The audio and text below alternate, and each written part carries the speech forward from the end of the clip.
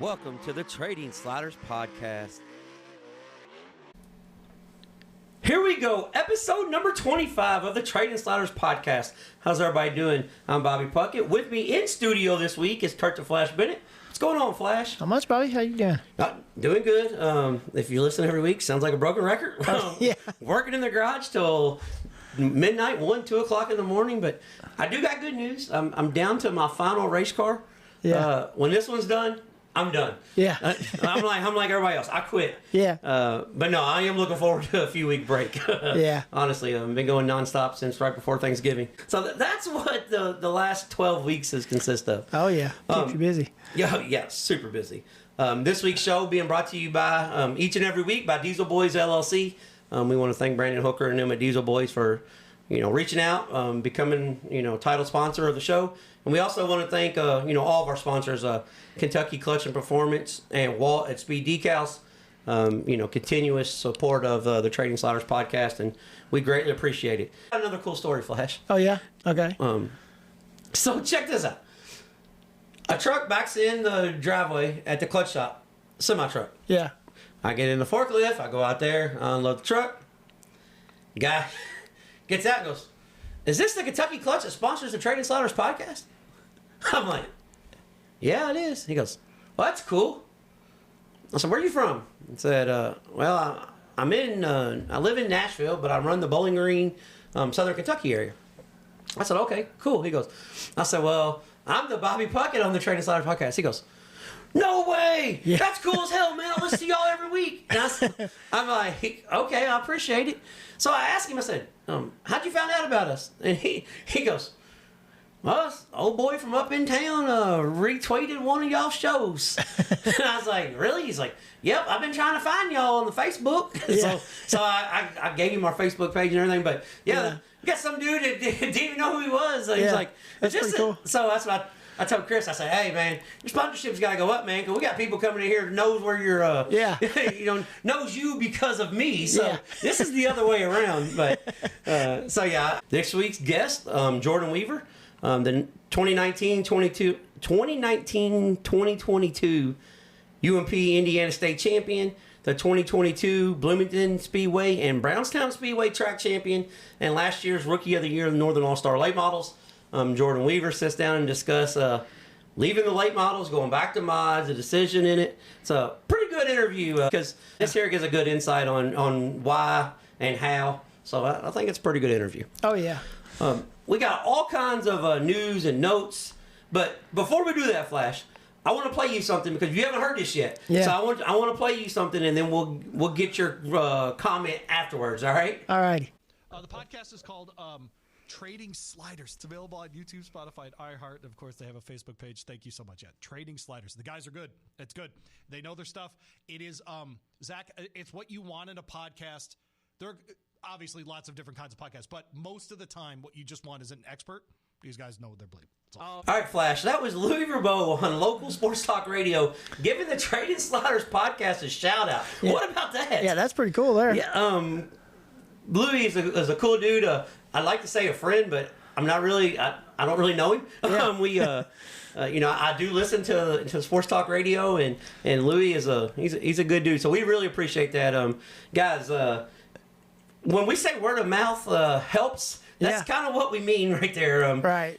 Totally out of the blue. I'm just thankful that I was listening to the radio when it came on because I was doing something at work and I was like, holy shit, he's talking about us. Yeah. So, but thank you to Louis Verbeau and, the Verbeau & Co. company from 10 to 12. I'll give him a little shameless plug on ESPN Sports Radio. Yeah. But thank you for the shout out. We really appreciate it. And so he thinks we're pretty good. Yeah. And that's from a guy that, doesn't really follow racing a whole lot, he said. So. Yeah, But he does follow interviews, and so he likes the long form interviews. Yeah. He likes the sit down interviews, and he likes how it's not over the phone. So So I don't know if we're doing anything right, but I can tell you one thing: if somebody that does it for a living says we're doing it right, we'll keep plugging away. Yeah, we'll just keep doing what we're doing. Yeah. So that was pretty cool. This week's news and notes: weather from the east to the west calls havoc on everything. Yeah. So some races got in, some races didn't. Some races took 3 days to run, the high limit race. Some of them moved them up to 2 days. Yeah, some of them moved them up where Flash could make the trip and I couldn't. Yeah. There was a lot that went on this week. So we're going to talk about that. Bobby Pierce finally breaks through in the South. He's not a big fan of racing anywhere south of. Actually, I don't think he even likes Kentucky. No. He likes Florence, but that's in northern Kentucky. Right, So Bobby Pierce got a breakthrough in the South. We'll discuss that. And one other thing, Flash, Belclair has been on the news, and last week's guest, Robert Chetty, talked about the plans that Belclair had going forward, and it's kind of like everything just falls into place. Our guest last week talks about what's going on at Belclair. Yeah. You turn on Facebook, and who do you see? Our old buddy Kenny Wallace. Yeah. And he's got the mayor. And they did the destruction at Belclair. They tore it down, and I seen where Nick Hoffman and a bunch of people talked about it being a sad day. But the racetrack is going to be started on by the end of the summer, so all things going forwards. Hopefully by next year, Belclair will be back up and running. Yeah. One thing that they're going to make it a little bit bigger. They're going to make it a quarter mile. So, Yeah. But a lot of people were, it's not the same, but. Yeah, it won't be the same, but I think it'll be pretty good if they. Are they still talking about making it like a bank track like it was? Yeah. It's gonna be like it was. It's gonna be kind of more like the Brownstown Bull Ring, which doesn't suck at all. No, yeah. So, That won't have a problem with that at all. Yeah, we'll not have a problem. And where we want to start. First the lid lifter, the sprint car race, the first sprint car race in Indiana happened. Flash was up there. Him and his buddy Chuck, honorary member of the Trading Sliders. Yeah. They went up there and caught that, so we're going to discuss that. But I want to start somewhere, Kurt. I think we've pretty much seen everything we could see at any racetrack. Yeah. Just about anything that can possibly happen. I've seen sprint cars flip over into the stands. I've seen sprint cars flip into the parking lot. Yeah. I seen a sprint car one time knock a flagman out of the flag stand. Oh, yeah. Seen just about everything you could see. I've seen every type division get upside down it could possibly get upside down. I thought. Yeah. The record driver at Port Royal Speedway decided, you know what, guys? I'm tired of all these race car drivers getting pugged. You guys watch this. Yeah. You ever seen a wrecker flip, Flash? I haven't seen a record. Well, I have now. I know the water trucks flipped at Brownstown, but I haven't seen a record. Yeah, I've seen the water truck flip. I mean, Yeah. I was sitting there thinking, it's like, what in the hell? What's the weirdest thing I've ever seen at the racetrack? Yeah. And I was thinking, and I mean, I've seen a lot of crazy shit, but I've never seen a wrecker turn over upside down. Yeah. And still, I watched the video probably 75 times. I don't even know how it happened. Yeah. I think the car came off the wrecker, and the front tires were off the ground, and the wrecker turned too sharp and clipped the. I don't know. Yeah. But for you guys that don't know what we're talking about, check it out. It's on all social media platforms, but Flow Racing, they put it up on Facebook and Instagram and YouTube. But the wrecker and the announcer had the best call of all. He goes, we go red for some odd reason. And it gets real quiet. And he goes, you hear somebody in the background go, oh, damn. Yeah. He looks over and goes, and I believe that's our tow truck upside down. Yeah. Yeah. So In the infield. yeah, weird thing. I was like, son of a bitch. Yeah, that's kind of crazy. Like, how does this even happen? Yeah. So just when you think you've seen everything at the racetrack, We've seen a record get hit by a sprint car. we have seen a record get hit by a sprint I car. wasn't there, but I seen it on. And we've seen a record drive over top of sprint Yeah, car. seen that happen too. Yeah. But evidently records cannot drive over top of the walls. Yeah. They turn over. So Yeah. but thank God everybody's okay there at Port Royal. And, Yeah. I'm hoping they had more than one record, so if not, how are they going to turn that son of a bitch over? Yeah. Because it was in between the wall. Right. It wasn't like it was just flipped over in the middle of the field. I Yeah. mean, it was going to take a backhoe, a tractor, or all kinds of stuff to get that over. So, so that's how that went. We're going to start with Paragon. You made the trip to Paragon. First off, your first time at Paragon. What do you think of it? That place is awesome. It's It's kind of a hidden gem, I think. Yeah, it's a lot better than what it used to be. That's what I've heard. But man, the bleachers, you got all chairback seating. It's all concrete everywhere up on top, and walking up the hill to it, and all the concessions. I mean, the concession line, it was long, And our buddy Greg was with us. He went up and got in line for the concession line. I was like, he's going to be there forever. He ain't going to make it back for the races. He was through the line in 10 minutes. I mean. Well, knowing Greg, he probably knocked somebody down when he heard the sprint cars fire up. Yeah. So that may not be a fair judgment of the concession line. But yeah. They had to fight the wind and the sun all day, which got the track a little drier than what it probably should have been. But, I mean, they did an excellent job for what they had to work with. Well, I've heard multiple people say this, not just you, but I've heard other people tell me that 3 and 4 was good, but 1 and 2 was not so much because of the wind. But it was blowing straight into 3 and 4. I mean, and 1 and 2. So I mean, there wasn't nothing you could do about it. It was just they did everything they could do. I think But other than maybe water right before, maybe put a little bit of water on it right before the feature. But I don't know. I've never been there, so I can't tell you what it would do or what it wouldn't do. Yeah, but it done got pretty hard by then, so I don't think it was going to do that. But it didn't rubber. Nowhere, Now, no, Paragon, that place usually doesn't take rubber. No, it was So I've been there probably. There was two good lanes in 3 and 4. I mean, you could run top or run in the middle and dive down the bottom and come off right on the bottom. So it was really good as far as. Yeah, so I've been to Paragon probably 10 times. And when you hear people say Paragon International Super Speedway, it's no joke, man. Those straightaways are long. Oh yeah, they got long straightaways. So I told Chuck, he don't go to a whole lot of sprint car races with me, but I told him, I said, man, these guys. When they get about halfway down the straightaways, when you got to start watching them because they start walking. They'll start dancing and everything else. So it's pretty cool. Well, they ended up with 31 sprint cars. They moved their race up a day. First, kudos to Paragon Speedway for taking the gamble because they probably lost 8 to 10 modifieds and probably, I'd say 10 or so sprint cars by doing this. Yeah. But we gained a race because if they would have waited, as obviously anybody in the Midwest would have, paid attention yesterday. But I'm gonna tell you one thing: they didn't lose no people in the stands because No. that place was packed, dude. Kudos to all the people coming out. I mean, that was awesome. I mean, they got what's cool about that is they got like terrace on the 3 and 4 down there where you can pull your you back your truck up, set it on the tailgate, or you can pull your people. Come bringing 4-wheelers in, sitting on the 4-wheelers up around the corner, watching, and then all down the front stretch you can set your chairs out too. So I mean, and the stands were full, so there was a lot of people there. Well, I think April 4th or 5th, whatever date. Paragon is the first USAC opener in the Midwest, so I think they're doing Paragon and Puntmanville back to back. I don't know which one's running which night. I'm going to try to make it out to one of those events, but they ended up with 31 sprint cars, 16 mods. The who's who of sprint car racing for the most part was there. Yeah. All the guys that run the USAC was there. And one thing I want to say before we get into the race results on this, for the promoters at Paragon Speedway, they've spent a ton of money there, reviving the racetrack and making it, what you've seen. Yeah. Because there's a lot of people for years who went to Paragon never seen that. Right. Yeah. But so, shout out to them and shout out to making a business decision with the way social media and the power of social media is. You can pull an audible a couple of days before the race and make it work. Yeah. And they proved that with the fans showing out. Yeah. There was a few guys that couldn't make it because of work schedules and whatnot. I was one of those guys. I couldn't make it up there. Because of obligations I had going on Friday. But it was a successful event. Yeah. So I'm glad that we got our first race in Indiana because that usually means that racing is here. Right. Yeah. But when they shared that on their Facebook page, I shared it just to get the word out there. But man, I went through my Facebook and I probably seen it 15 times that day. So there was a lot of people getting the word out that it was going to be on Friday. So that was pretty.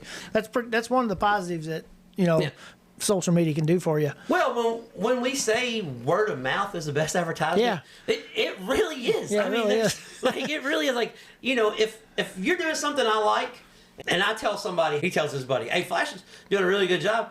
Yeah. Nobody knows you. It's not a personal thing. So, so word of mouth is the best form of advertisement. So kudos to them. But Kyle Cummins took the win over C.J. Leary and Robert Valou. You said that Valou and Leary kind of raced a little bit, but it was all Kyle Cummins. Yeah, Valou's the only one I seen to actually threw a couple pretty cool sliders, but other than that, it was pretty hard to do. He did that first race there to get up there. I think he started a little further back, maybe. Yeah, I think Valou started 5th or 6th. Yeah, something like that. So he got around a couple of those guys like that, and then they kind of just raced it out up there.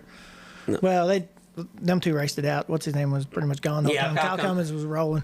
Well, when Kyle Cummins started racing professionally, and not trying to run a business, and then he still works at his business. But when he decided he was going to tackle the USAC Tour professionally, you guys seen a Kyle Cummins that everybody at Hopstad's seen in years. Yeah. You know, once he got to these other tracks a time or two, it was pretty much going to be all she wrote anyways. It was a pretty cool race too, because Kyle, you know, he caught traffic probably 15 laps in, started catching traffic, and it ran caution free. So it was like a 12-minute feature. Yeah, 12-minute feature. Yeah, so it was pretty good. Yeah, 40 laps, 12 minutes, 10,000. Not a bad payday for the 12 minutes worth of work. And then the modifieds, UMP modifieds, Derek Groomer took the win over James Walters and Jordan Wever. Our buddy Ben Harmon ended up with quick time, and I think led the heat race all the way to the last lap, and then he bobbled a little off the corner, and Groomer was already working outside a little bit, and he got around him, you know, got that run down that long straightaway. Yeah, if you scrub any speed off coming off the corner at Paragon, and the guy behind you, beside you, you know, gets his motor cranked up, and especially if he's running the top and he can turn down, make the straightaway longer, you're usually a sitting duck. But I think Ben broke a dry Ben's first time there, so that was pretty cool to see him run good like that. Well, it's funny. Funny thing you said that, because you know, Ben told me, he goes, I got quick time, but man, I don't really know if I was really that good, because hell, I've never been there before, so I just drove it on in there. I didn't know. But yeah, it was kind of funny though. But Derek Groomer took the win, and this week's guest Jordan Wever ended up third. Yeah, so good to see him do good. Yeah, Weaver's first night out in the lethal. So overall, good trip. Oh yeah, it was really good. Man, we got out there at 10 o'clock, so. You know, that's 2 hours from home, so I was home by midnight, so it made it nice. That's another thing I was going to say is when they started the show, they didn't stop. Yeah, there's no intermissions. Yeah. There's no, they just go. Yeah, it was good. I liked it. Yeah, all racetrack promoters take note on that. Yeah. I get, if you need a track prep intermission, I'm good with that. Right. But let's not have no downtime. Let's get the show started and get it on the road, because there is a bunch of us fans that travel all over the country to see this stuff. And if you can get us out 2 hours earlier, it makes a big difference if we're coming back or not. Yeah, there was a chance of rain, tornadoes, and high winds, and a little bit of everything. Everything coming in that night, so they wanted to make sure they got it in case they had a problem. I think, you know what I mean? Yeah. So Friday night, also World of Outlaw late models are at Smoky Mountain Speedway. I was supposed to go to Smoky Mountain this weekend. We were going to go down Saturday and help with the World of Outlaws and the Cumberland Plateau Mod Mini stuff. But we kind of made a business decision Friday night not to go down early. Because I had to be there Saturday, and once Matt told me, he said it's not gonna. He let me know Friday night that tomorrow night's not gonna happen, so we didn't make the trip. But there was 45 cars that made the trip, and I seen some fans before we talk about the results here. I seen some fans that was complaining because, you know, they didn't even try to give Saturday a go, which turned out they couldn't have anyways, because the weather, guys were right. Yeah. But guys, quit complaining. The race paid $12,000 to win on a single night show. So, I mean, race fans are just jaded. Yeah. You know what I'm saying? Like, they just think that because it didn't work out for them, that the racetrack's against them. I mean, trust me, it's so hard to make up races with their schedule. They do not want to cancel. They knew they could get one race in, and they got one race in. Yeah. The only negative I'm going to say about the World of Outlaws, they probably could have been a little more transparent and said Saturday is up in the air. Right. But if you got a cell phone, got a laptop, got a computer, got cable TV, and you was going to drive to Gatlinburg, Tennessee area, it's pretty simple to find out it was going to be up in the air on Saturday. Right, yeah. That's pretty self-explanatory. This is not a sponsor or anything, but we was talking about Smoky Mountain Raceway. Yeah. A buddy of ours, that a kid I grew up with, I say kid, we're not kids no more, but Jeremy Thomas, he helps Ricky Hines and helps a few people locally on the racetrack. Right. I didn't even know this. He travels to dirt races all over the country. He loves dirt racing. Oh yeah. I never would have known. He grew up in the Tony Thomas era in the neighborhood. They all worked on the street stock cars. Right. JT's Trackside Catering. He's opened up a trackside catering that he's taking around, and he's working in conjunction with Bobby Pierce. He's going to be on Bobby Pierce's car at the Dirt Late Model Dream. So not a sponsor or nothing. pretty cool. Yeah. But yeah, just a local guy in the racing community. So I wanted to bring that up. JT Trackside, Jeremy Thomas, Trackside Catering. He's going to be having food trucks at the racetrack. And if there's anything that I like more than dirt racing, it's food. Yeah. So I'm giving him a free plug. A guy that listens to the show, and we're just trying to help racers do racing things. So, Yeah. That's cool. I'm down for that. So maybe he'll feed us at one of these racetracks or something. But I wanted to bring that up. But Bobby Pierce finally broke through. Got him a win in the red clay. Bobby Pierce started outside pole and led, but that if you just looked at my race pass and said, well, the race looked kind of boring, that didn't tell the story, because Jonathan Davenport started 8th and ran 2nd, and Nick Hoffman ran 3rd. But Davenport, here lately, Dirt on Dirt has done, who's better, Bobby Pierce or Ricky Thornton Jr.? And I think that just pissed Jonathan Davenport off. Yeah. Because he's come out like a bat out of hell this year. He's got a little different driving style than what he usually has too. Yeah. For some reason, I don't know what's going on there, but he's a little more aggressive than what he used to be. Yeah, I kind of like it. I think he's been slid enough that he's like, okay, this works. Yeah. And I'm giving it back. I think that's kind of what happened. I'm trying to finish second. Yeah. So I'm gonna try to win. I'm gonna try to win this damn thing too. But Jonathan Davenport was passing cars left and right up to the top, slide job on the bottom. Really good late model race. 3/4 of the race, it was really good. About the last 10 laps, I've never seen this. It laid rubber coming off turn 4, not going into 3. Huh. Not in 1 and 2, just coming off 4. Yeah. So 1 and 2, the last 10 laps, you can run wherever you want. And you weren't fighting for the bottom on 3, but everybody was trying to turn down and come off 4 because it rubbered up coming off 4. But it happens. That's just part of it. But you said they had 45 late models there? And they had 45 late models, and I think it was a 35-lap feature, and 25 laps of it was really, really good. So, you can't beat that. I mean, that's a good night. Yeah. Now, the World of Outlaw Sprint Cars. Go ahead. I was going to say one thing, too.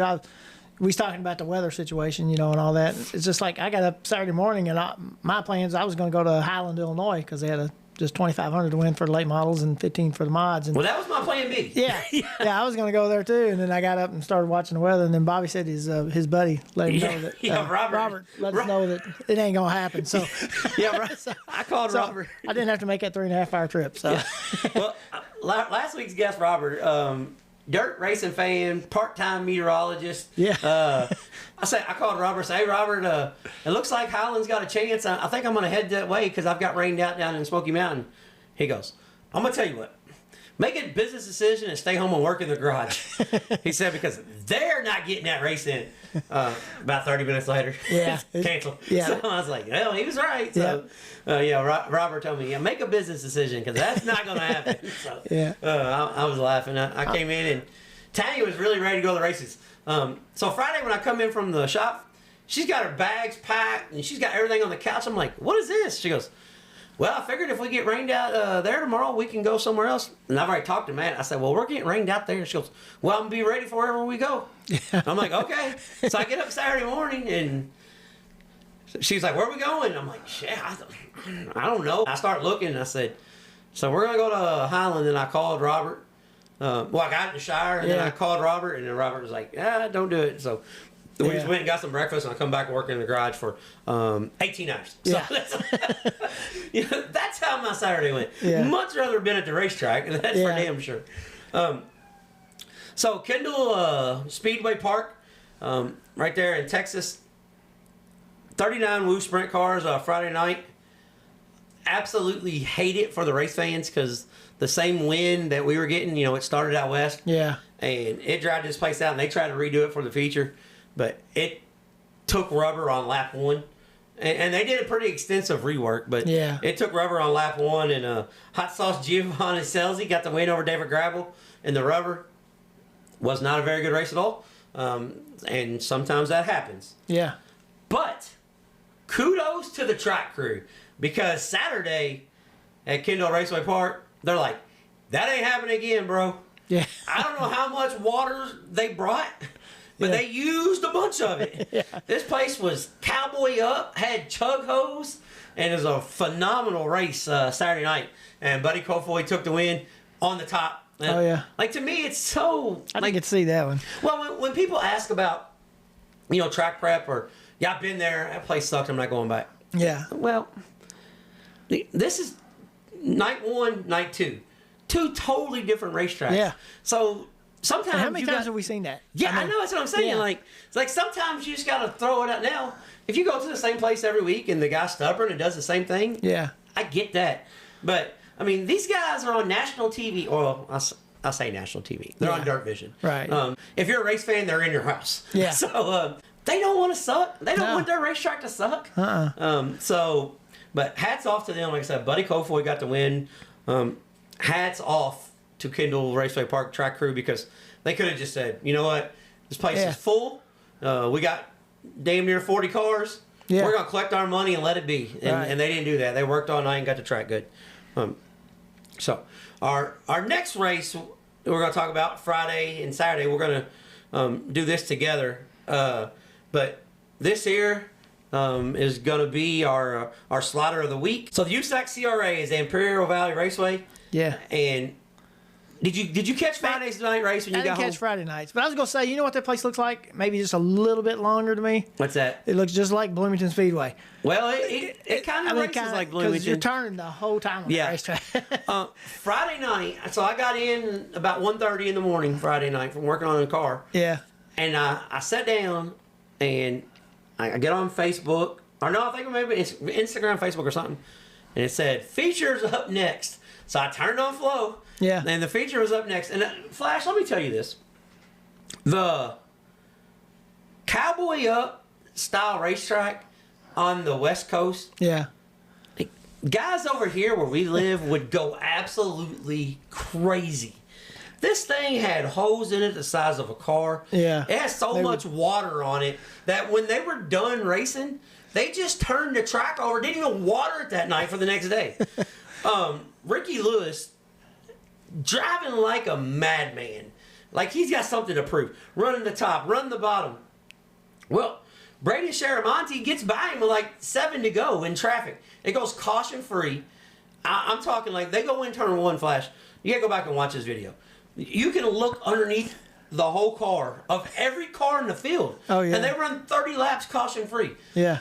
Traffic everywhere. Sharamonte takes the lead, gets under him. Ricky Lewis gets back by him. Sharamonte gets back by him again with like 2 to go. Then Lewis throws a haymaker. It was either wreckers or checkers type thing. Right. And Lewis took the win over Brady Sharamonte.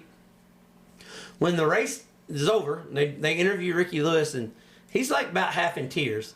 And Ricky Lewis says, from that wreck that he took 2 weeks ago, he's like, I probably shouldn't have been racing tonight. He said, every time I went down turn 1, I had tears rolling down my face because it was so rough going in turn 1. Yeah. He said, but man, I like these style racetracks. Brady Sharamonte not only says the exact same thing, he doubles down. He says, the people here at Imperial Valley Raceway, please have this like this tomorrow night. Yeah. I love these style racetracks. I was like, man, those dudes in California are just built different. They're just a different breed, you know? Yeah, I mean, they are built different. Yeah.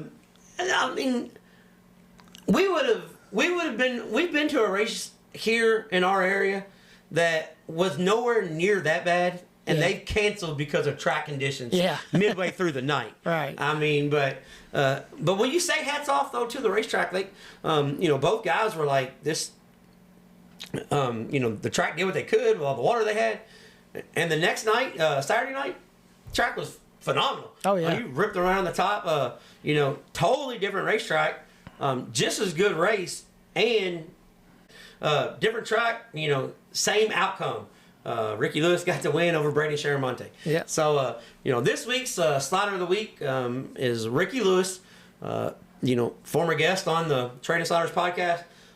But he won back-to-back in 2 different track services, and Friday night was hammer down, Cowboy Up, and that was probably the race of the weekend. Yeah. It was a really, really good race. So the last 2 races we're going to talk about before we get off here and listen to our interview with Jordan Wever, and both these races had 2 big time hits in it. first off, the high limit race at Vegas, it took them 3 days to get in.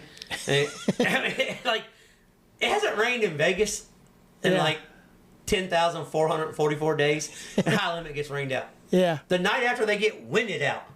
You ever seen a racetrack cancel because the wind's flattened out? That's crazy. So high limit having a rough start.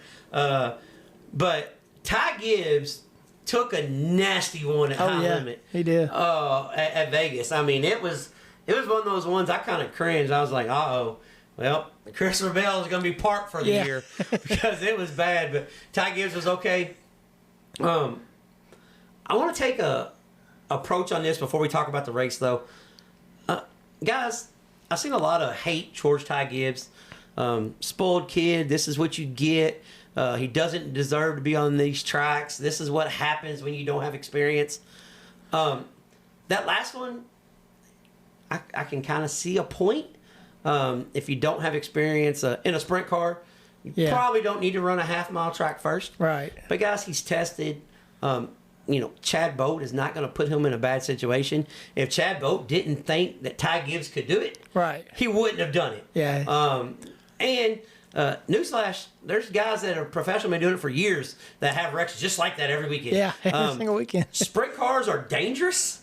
They're fast. Yeah. And when they wreck, they usually wreck hard. Yeah. And Ty Gibbs learned a valuable lesson. So I'm not gonna shit on him and like a lot of people have, because he's putting himself in a bad spot going to run these cars that he's not comfortable with anyways. But he's doing it because he loves racing.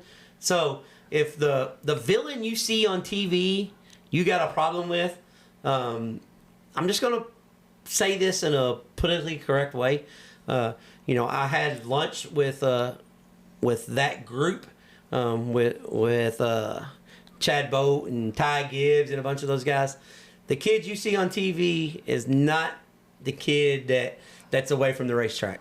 Yeah. Ty Gibbs is actually very, very well mannered, good kid, and I'm just gonna say NASCAR racing. There needs to be bad guys. Yeah. And I think Grandpa understands what sells merchandise and what brings eyes to the table. So the Ty Gibbs you see on TV is not the Ty Gibbs I had interaction with.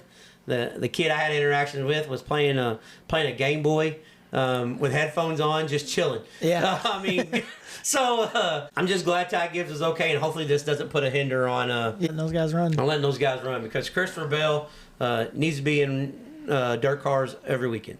Yeah. Just from a fan standpoint. But Corey Day took the win over Kyle Larson and Brad Sweet.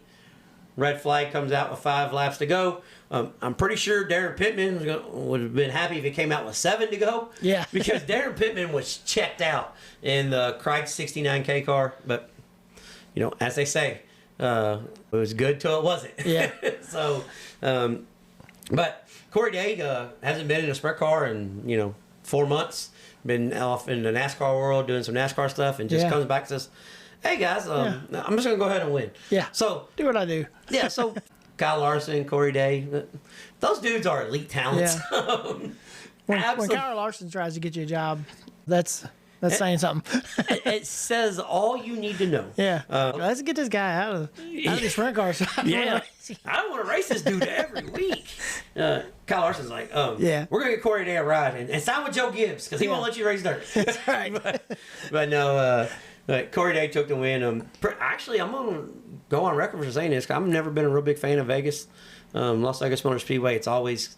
actually, my dislike for Las Vegas Motor Speedway comes back to the World of Outlaw 2002 video game. Oh, yeah. Because no matter how hard you ran the top, you sucked there. Yeah. That was the only game the only track you couldn't win on the top. So I've never really liked it. Yeah. I'm just going to put it out there. I mean, it's been on my bad side since that day. But no, it's one of those places that don't usually race all that good. I have seen some good IMCA modified races there, though, in the duel in the desert. But as far as sprint cars, they're just going too fast. But it actually raced pretty good. Had a top, and had a bottom, but you could run a diamond line and get off the corner. But one thing I want to say about this, Kyle Busch was in the booth with Chase Rodman, and talking about adding an aspect to your broadcast. If Kyle Busch ever decides, hey, I'm done racing, and I'm gonna let Braxton go race, and I want to do something. Yeah. Kyle Busch may need to work in a broadcast booth for sprint car racers. Yeah.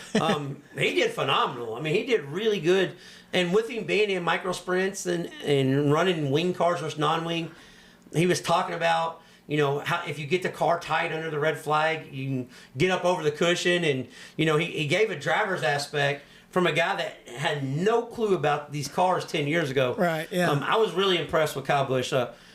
He's one of those guys that, as the older he gets, the more I like him. Yeah. You know what I'm saying? I don't know. I used to not like him at all. But since his kids started running and he started putting videos out with him and his kids and stuff, I started to like him more and more. Yeah, that's me. I was not a... And he's running dirt. That's another thing I like him. So well, he realized, hey, the best racers race on dirt. This is fun. Yeah. But that's one thing I want to say. Like, I never... I wasn't a big Kyle Busch fan at all. But I kind of like that dude now. Yeah. I can kind of get why he's always like, every time he's walked past the reporter when they've asked him dumb questions, I was always like, what an asshole. Now looking back on it, I'm like, it's like, oh, wait, you know, shit, he's pissed. Yeah. He just hit the wall head on a 200-mile iron. You ask him, how you feel? Well, I feel like I got a headache. Well, yeah, that's how he feels. Yeah. So I'm going to kind of give him a pass on that stuff. I'm coming around. I'm not a NASCAR guy by any means, but I'm kind of becoming a Kyle Busch guy. Yeah. So it's funny. I become a fan of a guy when he's not winning. Yeah. He's winning everything. I don't really like it, dude. And the last race I want to talk about, Lincoln Speedway. Pennsylvania's home for sprint car racing right now because Williams Grove has been rained out a couple weeks in a row. Yeah. But Lincoln Speedway, they ended up with 29 410 sprints. And Freddie Raymer took the win from the outside pole, but Chase Dietz and Danny Dietrich was chasing him down left or right. Racetrack was just about perfect. Yeah. Cushion on the wall. Can't complain at all about that. But I'm talking about a big wreck. This right here, if the Trading Sliders had a crash of the week, this one would be it. Preston Latimus took a nasty spill down the backstretch and took an even nastier hit in the top of the cage. Yeah. So I was kind of worried about him until I seen him moving in there. Yeah, that's what I was. When I was watching that one, I kind of cringed. I was like, ooh. And big shout out to the Lincoln Speedway track crew and safety crew getting there on the scene. And it's a good thing Preston's a younger kid. Yeah. Because he's gonna be very, very sore in the next week or so. I think he is too. Yeah, but the Trading Sliders crash of the week, I don't know if that's really an award you want, but Preston Latimus took him and Ty Gibbs. They were fist fighting over who's going to have the worst crash of the week. So I don't know if anybody wants to sponsor a crash of the week. Get with us. Yeah, we don't really know exactly how we're going to do that, but we don't really want to promote that. But we also want to bring some attention to a guy that had a wreck. Maybe you can go buy some T-shirts or something and help him out. But that's it with race results. We're going to get off here and we're going to go into this week's deep dive with Columbus / Bloomington / Martinsville. Yeah. I don't really think the kid knows where he lives. Yeah. But Jordan Wever on this week's deep dive. It's time for the Trading Sliders Deep Dives presented by Kentucky Clutch and Performance. On this week's deep dive, we have the two-time UMP Modified Indiana State Champion, the 2022 Brownstown Speedway Track Champion, and the 2022 Bloomington Speedway Track Champion. It's Jordan Wever. I promised Jordan that I would introduce him in one certain way, so I'm going to give it a go. Out of Bloomington, Indiana, in the 29J, it's Jordan Wever. What's going on, man? Thanks for coming on. Great James Essex impression. So, did you like that? Love it. Yeah. All right, then. When you see James, tell him I took care of him. Yeah, because we've been trying to get him on here, too. Yeah, yeah. Well, James is a little busy, so we understand. Yeah. So this week we have a former modified racer turned late model racer back to modified racer, Jordan Wever. Jordan, before we get started, we always start with the hard questions. All right, right off the bat, if you come on the show, you're getting something hard. So, bro, you can chime in on this, okay? All right. Why in the hell are you going back to the mods? Well, just put it short. I was driving for somebody and just didn't work out. We had a good 6 years, 5-6 years together, and decided to go our separate ways. And the modified makes more sense for the family team, and little cheaper on the pocket. So we're just gonna go back to what we know best. See, that's what we was gonna get into. But I always like just making sure get the uncomfortable stuff out of the way first. Yeah. So I don't have nothing to hide by any means. well, and I know that. I knew that going in there. Or not, I wouldn't have put you on the spot like that. Racing the modified in Central Indiana, there for 5 or 6 years when you were doing it, the competition was really, really stout. But let's just be honest, the pay wasn't that good. How do you justify running for a UMP national title and the Indiana title, racing for $600 to $700 a night? Well, I would say right when I started to get out of the modifieds, it got to where we were getting $600 to win, and it didn't make much sense anymore. The money we were spending on, new modified rollers, we could have had a late model, which that's in turn what we ended up doing. We bought a late model, went crate racing at first, had good success with that, and then we were like, heck, why not? Let's try super. And then we did that for a year and a half solid. And which was two pretty good years, really. Yeah. I mean, Rookie of the Year in Northern All-Star Series. And we did probably better than we expected. Well, that's what I always was. I won't say super big fan because I didn't know you, to be honest with you, but I respected your driving ability and your driving style because you never really roughed anybody up. You just you always ran your race, and it seemed like when the race was over, you were up front. It's just the way it was. I mean, I work on my stuff, man, so I don't like to fix everything every week. So, I mean, I get it. There's guys that are kind of rough on stuff, and there's times when I'm not as aggressive as I should be, but I fix everything every week. So. You got to make it to the track next night. Yeah, you know what I mean? Like, I don't want to make it my week harder than it has to be if I don't have to. Well, especially not with 2 little kids. Yeah. I got my hands full. So. Yeah, that's what I was going to say. You got your hands full. And when you was racing the super late model, you've been on record saying it wasn't real fun racing with professionals because you're just a kid from Bloomington, Indiana that's trying to do big things. But, with the kids, with the family, with trying to race, not on a national schedule, but national guys, how hard is it actually? Well, I mean, with my situation, the guy I drove for, it was an hour one way to his shop and back, which we did for several years, and we made it work. But when it got to racing with the late models and the time and preparation it took to even just be competitive on that level, it just got to a point where, I had one kid, and then we went a couple months, it went okay, and then here comes my next one. So that makes it even harder. Well, but that's not his fault. No. It's nobody's fault. It just, it's a lot of work for a regional guy. Yeah. Because we say on this, like, it's not my job. Yeah, to exactly. race. Yeah. Like these other guys. So. Yeah. Well, that's one thing that we say on here a lot is we love regional racing, like the Summer Nationals, the Hell Tour. That's what I grew up on. The Northern All-Star deal that James Essex come back out with.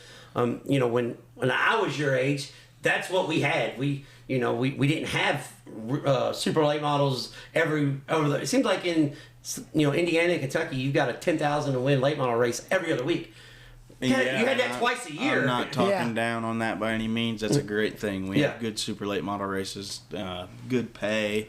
It's just for the regional guy, it's tough. Yeah, it's tough. costs It's a lot tough to to do go that, unload and try to feel like you have a chance with those guys. Oh yeah, and you won the track championship at Brownstown and Bloomington in the same year, which is fascinating to me because you attack those racetracks 2 totally different ways. Bloomington, you bind it up, throw it over your shoulder, see what we can do. Brownstown, not so much. So, what's the mindset when you're racing for 2 track championships in the same year to do so different? Well, I don't really go out to kind of, I don't really go track to track, so to say. I go race to race, and I try to win every race I'm at. So, whatever it takes where I'm at, the circumstances, I try to do the best I can. Make my car the best it can be, whether the track's Bloomington wide open all the way around it or Brownstown slow, slick. I try to be the best I can. I've raced both those places, and I know the different disciplines it takes. Bloomington is kind of like a racetrack of the old, and Brownstown, got to be more methodical. And you seem like you're better in the methodical situations. I would much rather run on a racetrack that's like an ice skating rink than I would a Bloomington hammer down. Well, that's because your crew chief Brody here, he takes care of you, man. Brody tunes me in. Yeah, Brody tunes you in. We try to have a really good understanding of what the race cars do and what to do to them and how to make them work and make good mechanical grip and all that sort of thing. So okay. I'm going to ask about Northern All-Star stuff, but since you just said mechanical grip, forever you was in elite, yes, sir. And now you're in a lethal. To the average person listening to this, is like, okay, if the car's blue, it looks exactly the same. But as a former driver and somebody around this, I'm not going to put you on a spot, put you in a bad spot here whatsoever. But how do the cars drive? Do you got to change your style at all? And the difference of the two cars? I know you've only been in lethal a couple times, testing, but comparable. Do you got to change your style any? Well, I won close to 50 races in my elite stuff, and I've got 28 total laps in my lethal. Yeah. So we'll start there, but let's just say that the elite is probably the cat's meow of the modifieds, and they handle the best. They have the most grip.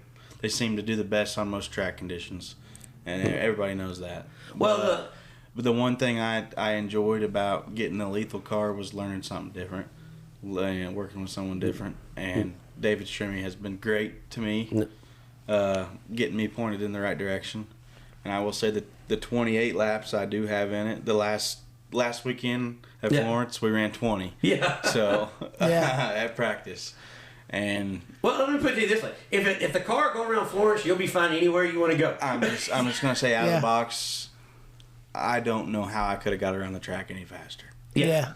Okay. Really impressed with the race car and what it did and the potential it has. Well, that's one thing I want to say, because sitting back watching. A lot of people know this. I announced for the Cumberland Plateau Series, so I wouldn't say I'm a modified guru by any means, but there's two things I really like. It's non-wing sprint cars and modifieds. I like late models and everything, but there's two things that I pay more attention to. To me, it looks like when you watch the cars go around the racetrack, the elite drives more off the right front. The lethal drives off the right rear. Yep. That's just sitting. That's just looking at the way the cars enter the corner. Yes. So I just want to ask you about that. I would say from an outside perspective, I would say the same thing. We're working on some things. They tested some stuff in Florida this year that seemed to help, I guess. He sent me some new stuff to bolt on my car. My car's a couple of years old. It's not a new car, but right. So we bolted some new parts on it, and I drove it off in the corner right on the right front. Man, it stuck every lap. I'm really impressed with the stuff he's putting out. Okay, well, I'm just gonna throw this out there. Like, if Tom Berry Jr.'s in that car, it's more than capable of winning. Let's put it that way. I'm gonna say it now. We're gonna put lethal on the map around here. Okay, that's what I'm hoping for, because I'm not an elite hater by any means, but I think elite gets more pub than they actually should because of Hoffman himself. I'm a fan of Nick Hoffman. I love Nick. Yeah, I think Nick's a great guy. He builds a great car. He's a great race car driver. Yeah, I think Nick Hoffman may be one of the best overall race car drivers there is. I think his race car did a lot for me in my career, and I don't have nothing bad to say about Nick, but I'm excited to try something new. Well, and I want to give him a run for his money. Yeah, well, that's totally understandable. But one thing I was going to say is I think Nick gets a lot of praise. It's all deserved, but I think he gets a little bit too much praise sometimes, because these elites are winning everything. And then I'm saying, if you look at the 6 guys that's in them, they would win a GRT. They would win in anything. The best drivers have the best cars. Yeah. Exactly. I love Nick Hoffman. I'm a Nick defender. I root for Nick. Yeah, Hoffman. That's what I'm saying. Like, I'm a Nick defender. But in the same token, I also know that I've been around racing long enough that, like, if it was me, I would do opposite of what everybody else is doing. I'd be in you can ask Brody. Yeah. That's how I like to be. I like to do my own thing. Yeah, I like to kind of do some different things here and there. Yeah. Your chassis builder always has their input, their baseline, Yeah. and their opinion on how you should do things. But I like to kind of find my own way. That's how you stumble upon stuff too. Yeah, So a lot of times. That's how you win 2 track championships in 1 year. Even in Nick's stuff, way we competition were is- finding our own things that we thought were better than what he was telling us to do, and what we thought he was doing. Yeah. I mean, he With was the- still in the modifieds, kicking everybody's ass. Yeah. As close as you guys are, 35 races a year. Yeah. I mean, all you gotta do is find a Yeah. tenth. Yeah. Sometimes Yeah. that's it. That's what Brody, you're the man. Okay. So like one kid, I said, he drives the car straight. He can run this style car. The other kid, he can't drive the car He's on the straight. gas on So the right he rear, does. yeah. He does not need. He's just going to drive that son of a bitch in the wall. Yep. You know what I'm saying? So it's all about setup and about how the car feels to you. What do you look for in the feeling of a race car? I like to be able to drive the car in the corner as hard as I possibly can, and it stick. So that means side bite, and then once I get it to stick, I want it to keep the traction in it and come off the corner good.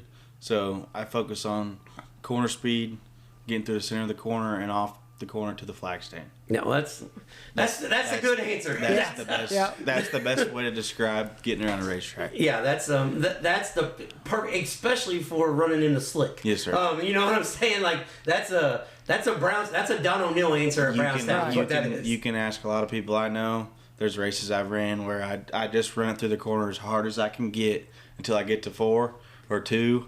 The Then exit I'll of the corner. lift it straight up. And then it's like I make so much speed getting through the corner that it doesn't matter how fast I go down the straightaway. It's just I'm making so much corner speed that's what wins the race. Yeah. Okay, let me ask you And this. you know So, who taught me that? who taught you that? Nick Hoffman. Nick Hoffman? Yes, Okay, sir. I'm saying that's a Don O'Neill thing. That's right up the road in one of your other hometowns, Martinsville. Don O'Neill back in the early '90s, like everybody would kind of lift in those old cars, and it sat down. And he's just like, screw this, watch this, boys. So Yeah. You got to get through the corners. yeah. Yep. So let me ask you this. The Northern All Star late model and modified tour is coming out. James Essex is he's a racing god in Indiana, especially on the stock car side.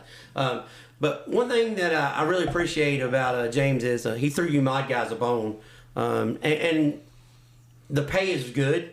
It's not great, but it's good, and it's good enough that you're going to get some guys to pay attention.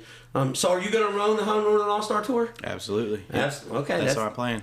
That's the answer that I'm wanting. A lot of guys, you may just turn a few guys off the tour. Yeah. A few guys might be like, well, screw that. A lot of guys we're are saying, dang. We're gonna go to everyone, or everyone that makes. Obviously, they all make sense. Yeah. Yeah. Or we wouldn't say that, but Yeah. we're gonna go to everyone and then race wherever we can after that. All right, so on the it's- outside of that. So it's going to be kind of a pick and choose. You're not going to chase no track championship or nothing like Nope. that. Like, Nope. That's kind of the main thing about doing my own thing is I want to race where I want, when I want, how I want. Right. Yeah. The old outlaw style. Yeah, I like it. yeah, That's what I like. that's what I did that for years. But I mean, we only got 72 series you could go run. yeah, you're running anywhere the hell you want to run. The how I want was a big one. Yeah, Yeah, exactly.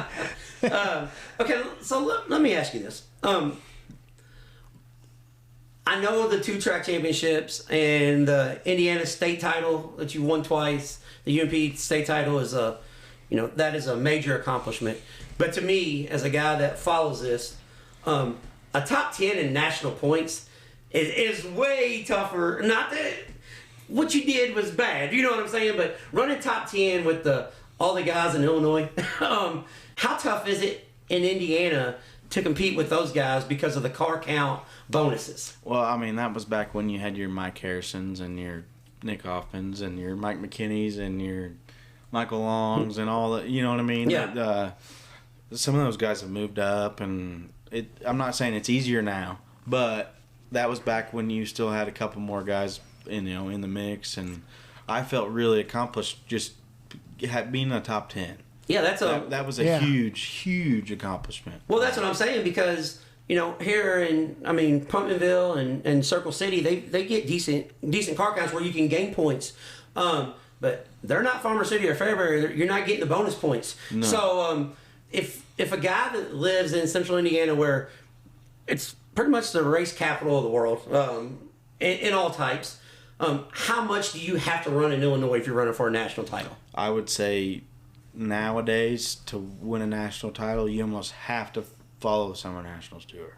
Yeah. You almost have to run them weekly shows, get those wins during the week, whether you get the bonus points or not.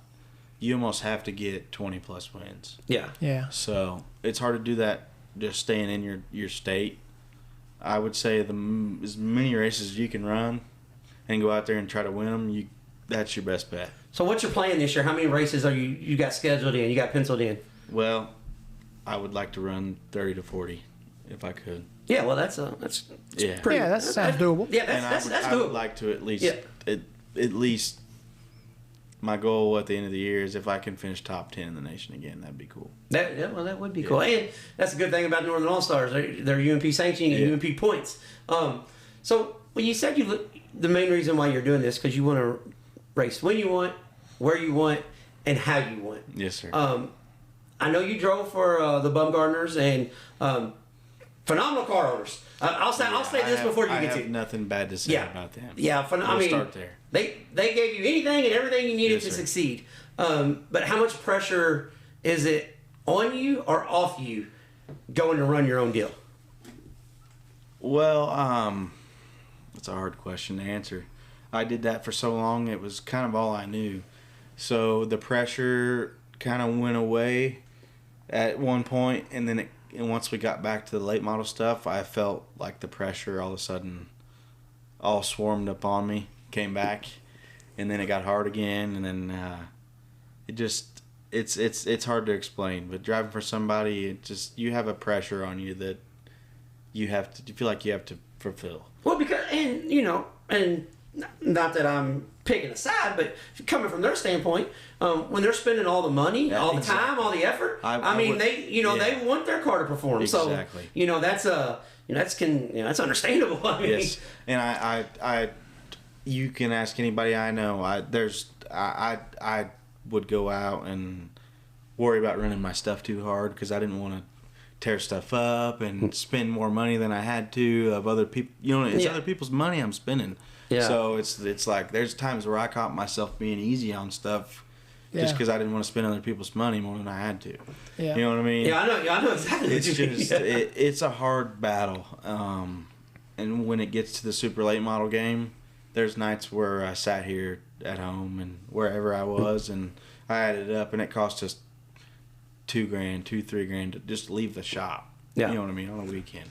Yeah, Just to go race. Yeah, and that's tough. And that makes me as a driver feel this kind of way as in, I'm spending this person's money every week, and if I don't do a certain, you know what I mean, it's a big burden and a pressure to carry. Well, I can see where, especially like at a place like Brownstown, where you're, as you roll in, they're like, okay, the average fan, they don't know that, okay, the team's maybe a little under budget. The team don't have the exact equipment as there. So, and I can see where if you drop off the backstretch and you lose 3 positions, they're like, man, he gave it his all, and then you come in and go, okay, we just missed the A main, so it cost us $500. Yeah, but they don't also realize that we spent a mortgage on our engine. Yeah. It's $60,000 brand new. You know what I mean? Yeah. Like, I know that. Yeah. I roll out every night thinking, I got this $60,000 engine and this $40,000 car, and I'm sitting in $100,000 right here. If Yeah. something happens to it, I don't race. Yeah. We don't go to the racetrack.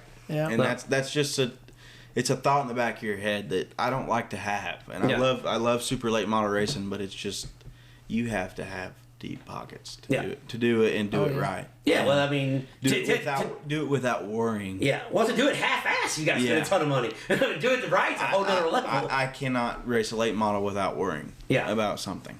Okay, so now that you're in the family-owned mod, where did your love for racing come from? Because nobody else in the family raced, did they? Well, growing up, my dad helped plenty of guys on their cars.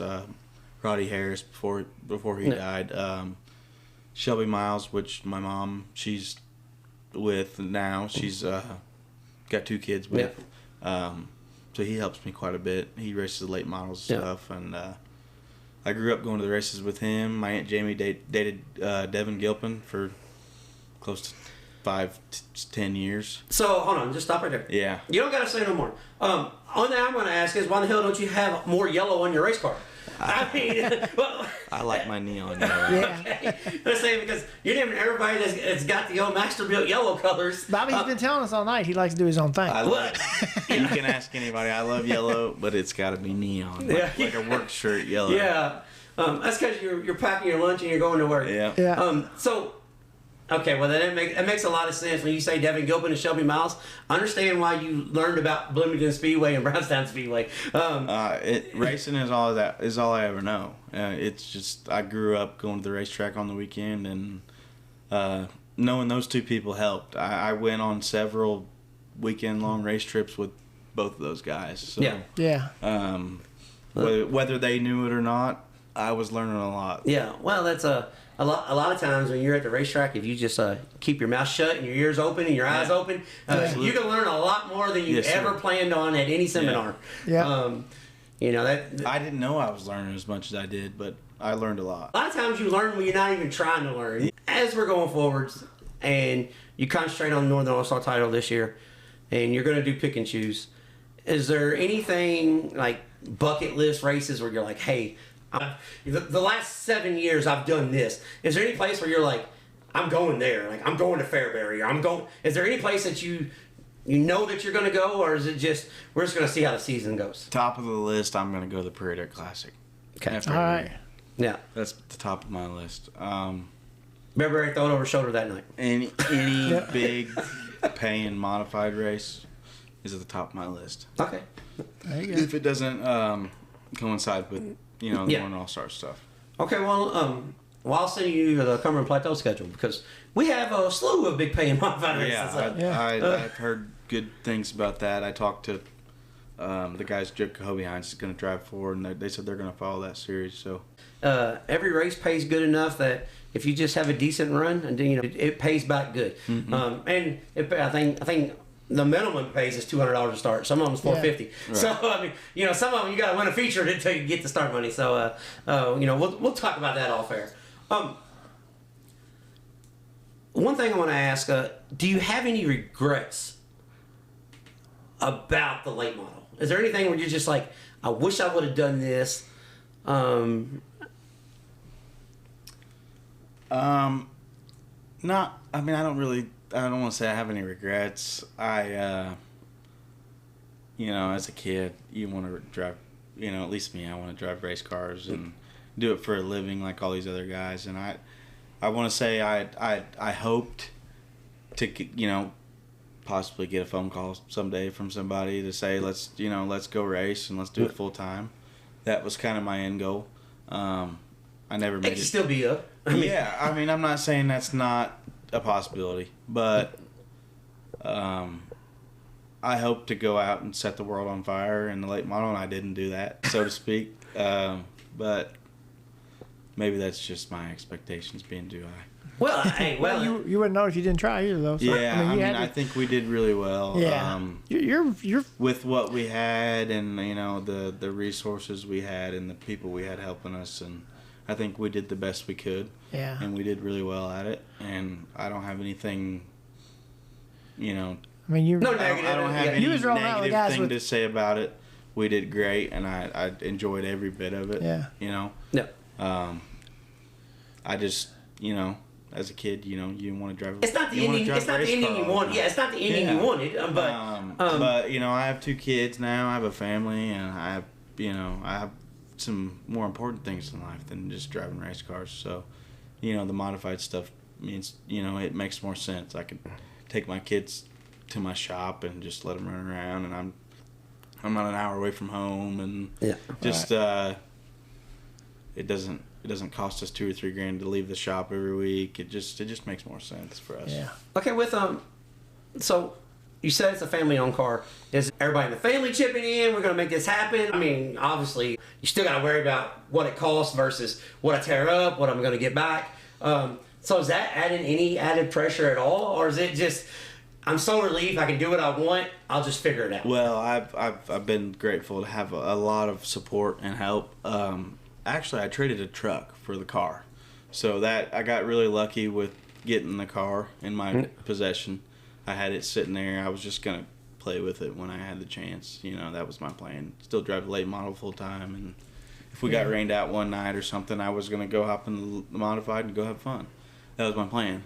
But as we say, plans change. yeah, A lot. plans changed. I had a lot of people help me. Mike B. Shelley was one person that offered me an engine and a transmission and starter, just odds and ends stuff that I needed to go racing. He offered it all to me, give it to me. We ended up buying an operation out. We got a car, trailer, motor, everything else. So I got 2 cars, 2 motors, 2 transmissions, a trailer. I got everything I need now. So Yeah. And that's another guy, Mike Michelli, does not get enough credit for what he does for young racers, old racers, racing community in general. He has helped me tremendously, more than I could, probably say on air. Yeah. I'm a big Mike Michelli guy. Yeah. I know there's a lot of People times can say anything they want about him, but he's helped me a lot. Well, I know a lot of time he catches some flack. Yeah. I've heard stuff before. Hey, why is he out there at his age? Said, Mike Shelley there's is the hardest guy in the world to pass in the crate label. There's I promise nobody, you. there's I nobody in promise the you. pits that loves racing more than that guy. Right? Yes. But if I ever needed anything, I could go out to Yeah. his shop and he would have it Exactly. and sell it to me at a reasonable price. Yeah. Yep. So As I said, I'm a big Mike Michelli guy. That's going to be somebody we need to get on. Yeah. Here. We need to That's, get him on there, yeah. We'll have to get that phone number He from will you. enjoy that shit. Yeah. Yeah. Yeah. for sure. So he's the guy that this is kind of off because we jump around a lot. But I went to a UMRA TQ midget race at Jefferson County Fairgrounds in Madison, Indiana. I sat down. Here comes Mike Michelli. We kind of bullshit a little bit. Race is over. But the next week, I go to a USAC. It's like a Wednesday night race at Lawrenceburg. There's Mike Michelli. I'm like, Jesus Christ, this dude's like, he's obviously just a couple years older than me, but he's older than me, and he's staying out all hours of the night, and he's racing. It is literally all he knows. Yes, that's He it. loves racing to his core. Yeah. And there's nothing you can do to change that about him. yeah, that's and he'll help anybody Yep. out. Yep. That's He what's will- cool about He him. will help you as long as you're good to him. Yeah. He's good to you. yeah, Right. that's a So you've been at this 8 years now? 7, 8 years? I started modifieds in late 2014. So Okay. yeah. Did you Actually, run anything before the mods? Yeah, I ran a mini sprint, a Hornet, a go kart. All right, so he's hold on a second. He's an open wheel guy then. You're not even a mod guy now. Hold on, I gotta change that. You're. I didn't run much of the mini sprint. No, hell no. You don't just say you ran the mini sprint, so you're a sprint car guy now. I'm not. I have driven in several sprint cars. I will say that. All right, let me ask you this: how fun are driving sprint cars? Wing cars are badass. Absolutely. We are in Indiana. You are in Bloomington, Indiana. That's fine. Y'all can have your non-wing stuff. Oh my God! See, I just thought we was cool. I'm gonna edit this. I'm making you sound like a prick You now. can ask Brody. You can ask Brody right here. I'm the biggest non-wing sprint car spectator fan there is. I love to go watch a USAC race, but driving one, He won't drive. the wing sprint car was by far the Yeah. best. You got to be pretty badass to You drive a just hold non-wing. it wide Yeah. open and just go around there as straight as you can, and it's fun. It's fun going straight. No, What are you it saying? the non-wing was a little too erratic. Yeah. and I didn't feel safe Turn his or mic down. comfortable. Yeah. I'm gonna mute this shit. I This didn't is, feel. I didn't. Feel, Brody, you talk. No, I'm out of I don't this. think he was I'm there out when I of drove this. the I non-wing. was not there. I was not there. Yeah. I was not Well, that's why, because Brody didn't have you amped up for it. Yeah. I didn't feel very comfortable in the non-wing car. Brody didn't smack you in the I head. feel like it I was wasn't driving there. me. Yeah. It was Yeah. driving me. See, Brody, you should have smacked him in the head and said, Yeah. "Man, you got to go out there and be Kevin Briscoe." I mean, go. would have been badass to see, but Yeah. Yeah. Come on, man. It's just when I thought this was going good. Yeah. Well, I'm sorry to ruin your time. Where'd you run mini sprints at? I drove it. Honestly, I only drove it like 3 times at Linton. Down there in okay. Bakersfield. Yeah. Yeah. Yeah, it wasn't a big stint by Yeah. any means, but I had it and I did drive it a few times. That's cool, though. That's kind of making sense now. Why he's a Yeah. modified guy. He didn't even the give it a open- good run. I traded 4 open wheels for 2. Well, Yeah. yeah. Well, that's fair enough. Yeah.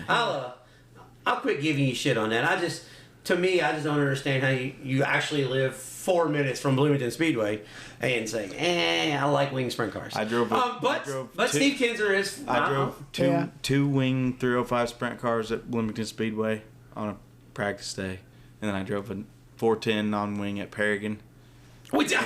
See, you didn't even put that. Well, no shit, you didn't like it. And I mean, the it was, straightaways are from here to Indianapolis. It was an absolute handful. Yeah, I bet it was. Look, see, now you just handful. you left out a major part of the story. The wing car, I just held it wide open, kept it straight. Well, That was fun. Was you trying to catch Ethan Barrow? I was in Ethan Barrow's car. Was you? All right. Yeah, we interviewed him. So we interviewed Ethan Barrow. I drove his car. All right. Well, I bet you did like driving it. Yeah. I bet you He's did won like like 17 championships. Yeah. Yeah. Yeah. Okay. I did my James Essex impression. I'm gonna do my Jordan Wever. I like the wing cars. Yeah. I drove Ethan Barrow's car. Yeah. No shit. It was fast. That'd be like me saying, I really like driving Kyle Larson's race car. Yeah, you think? I like driving Scott Bloomquist's late model too. Yeah. Did you like the Bloomquist late model? No, No. I never drove one, but I'm sure I would love it. You sure you would love it? I'm sure I would. So, okay, you went there. Let me ask you this. Bloomquist or Moyer? I'm a Bloomer fan. I knew it. I'm kind of like the bad boy, the rebel. I'm that guy. So first win this year, first Northern All-Star win, you're crotch chopping in, my golf cart says Bloomquist on it, no weak links. So, Okay. Yeah. Well, that answers your question. Well, if you win at Florence this week, you better I'm crotch chop. Yeah, crotch chop. Yeah. All right. Just remember, I'm gonna put that there. If you don't, I'm calling you out. So I'm just letting you know, I'm that guy. You'll see it. Okay. Well, I'm going to be at Smoky Mountain this weekend coming up, so I'm not going to see, but I'll see the videos. It'll be around, so I gotta go down and do some stuff for Dirt Vision this weekend.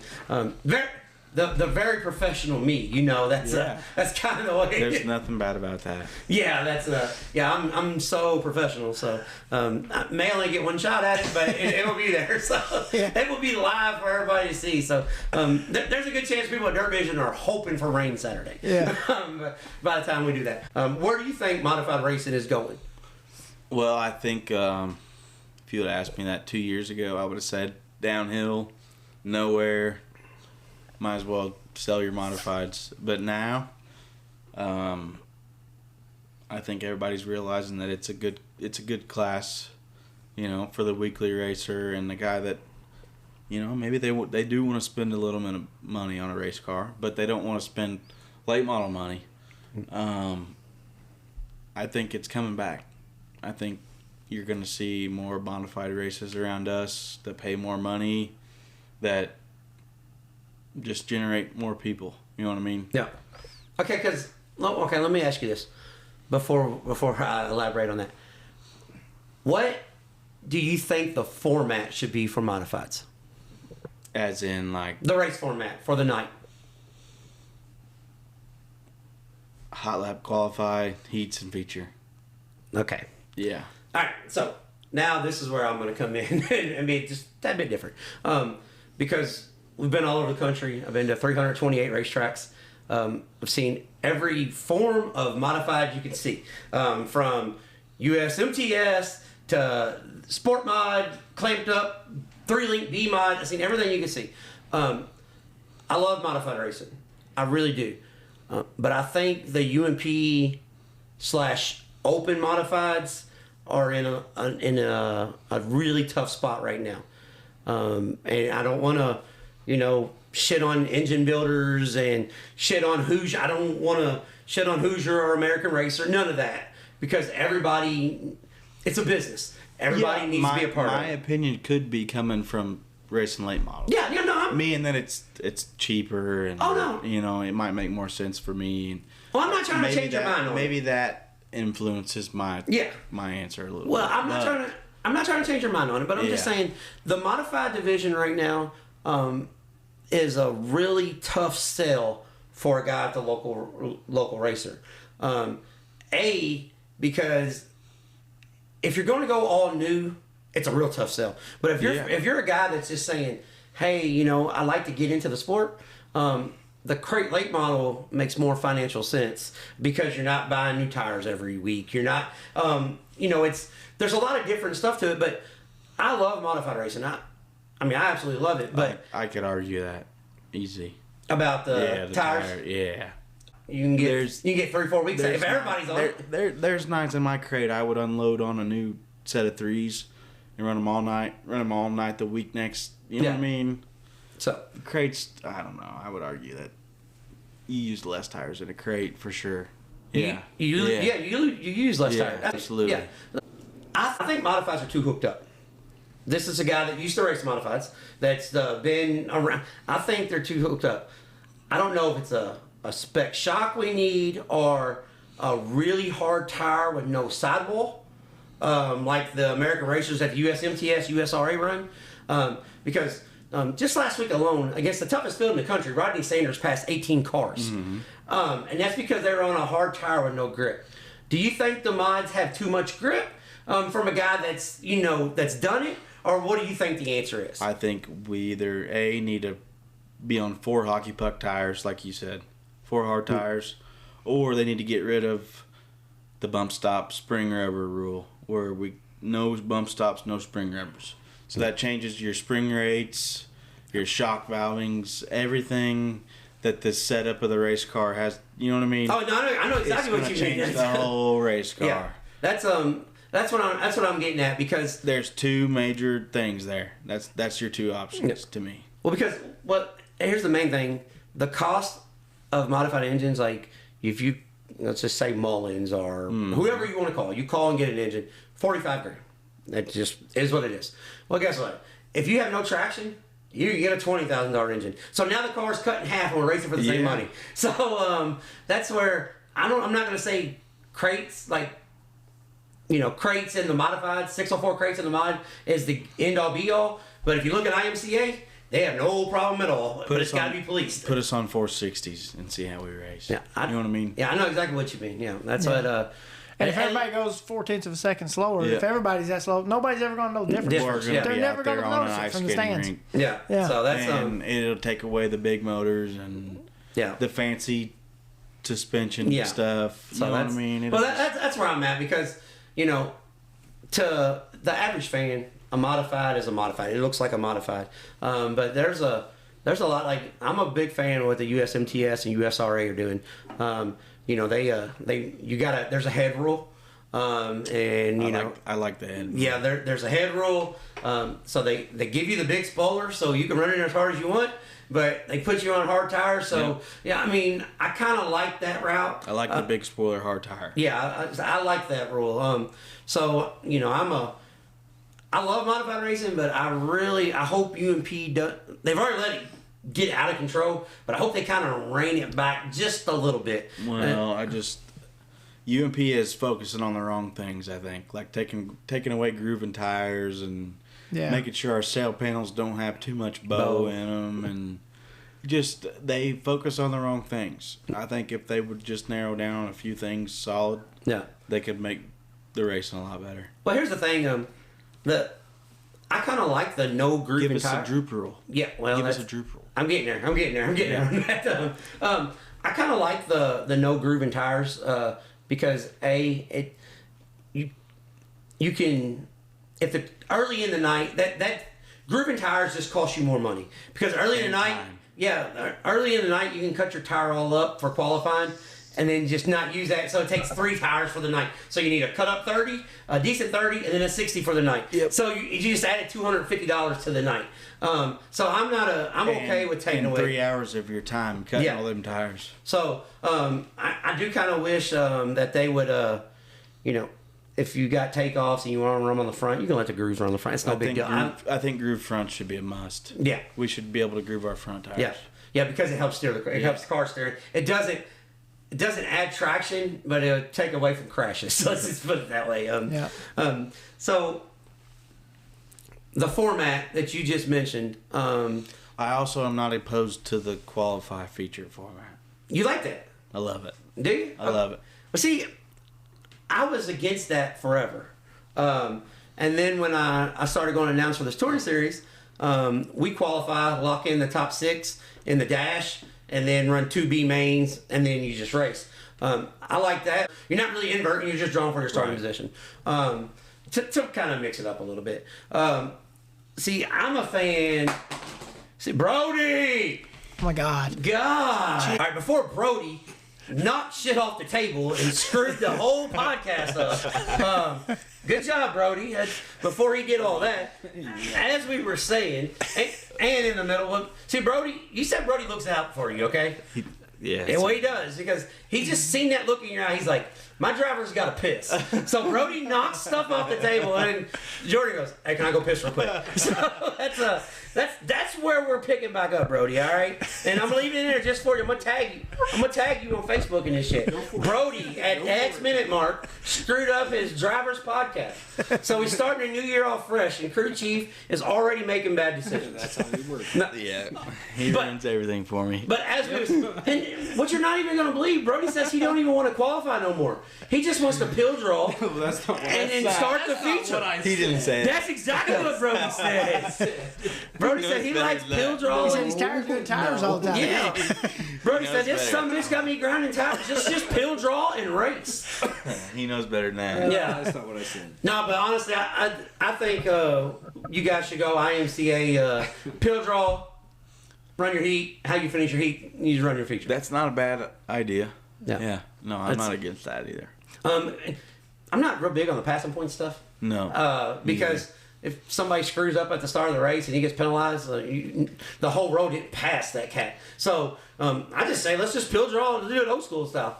Let's pill draw, and if we got 24 cars and we're starting 20, we're taking 5 out of heat, and that is what it is. I think for the fans in the stands, pill draw, run a heat.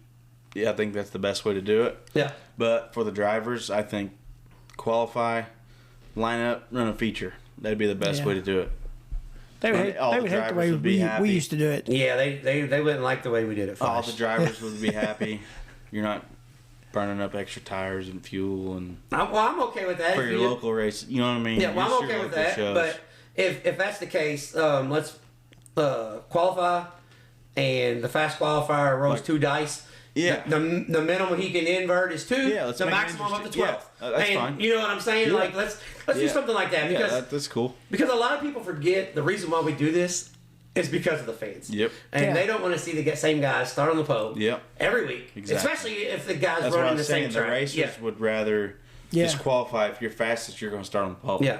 Right. You know what I mean? That's how the racers would. But then you get into the spot, well, I went out and it was greasy. This Right. is bullshit. I got to Yeah. start 19. Yeah. Yeah. And that damn Jordan gets to start up front every week. You know how it's going to be if Yeah. we do that. Yeah. And Brody be back there fighting people. Like, I swear that's what we draw.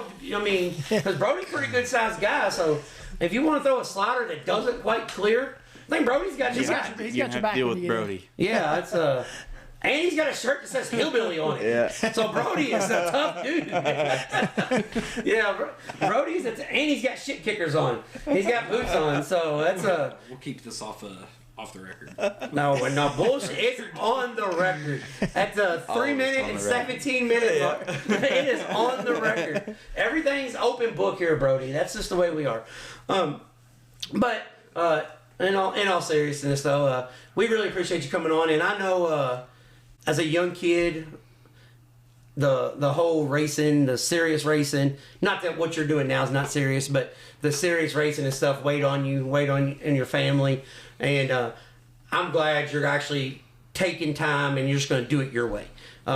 There's a lot of guys that's done it their way and made it work. Well, you gotta have fun doing it. If you don't have fun, man, there's way too much work involved in this stuff to not have fun. I've I already. spent hours and hours in the garage, and you guys probably have a lot of fun when you're working on the race car together. I've already had a lot of fun. Yeah, that's what I'm saying. You know, that's where it's at. It's not always win. I mean, you want to win every time you go out, but you got to have fun while you're trying to do it. Well, it almost puts a chip on my shoulder. You know, I want to come out and do good, and Yeah. I want to do it my way. And Well, here's the thing, and Like- not that we're the best of friends or anything, but there's going to be some naysayers that say, going to say he couldn't cut it in the late model. So Exactly. So when you can roll on the track, it's like, hey, son, bitch, watch this. That's my point. Yeah, That's that's my point. I feel like I got a chip on my shoulder. Yeah. So To some people, But maybe that not might be good everybody. for you this year. But yeah, I had a sponsor tell me that. One of my good sponsors, Extreme Structures.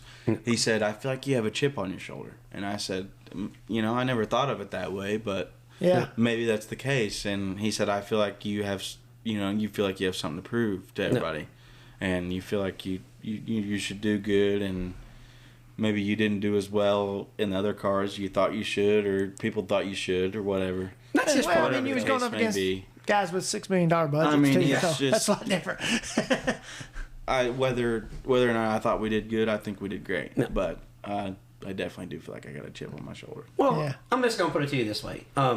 If you play a sport, if you play basketball, and you go to the same park every day and beat up on the same people, it doesn't make you any better. No. So you went out, raced against better competition, better budgets, and you got better from it.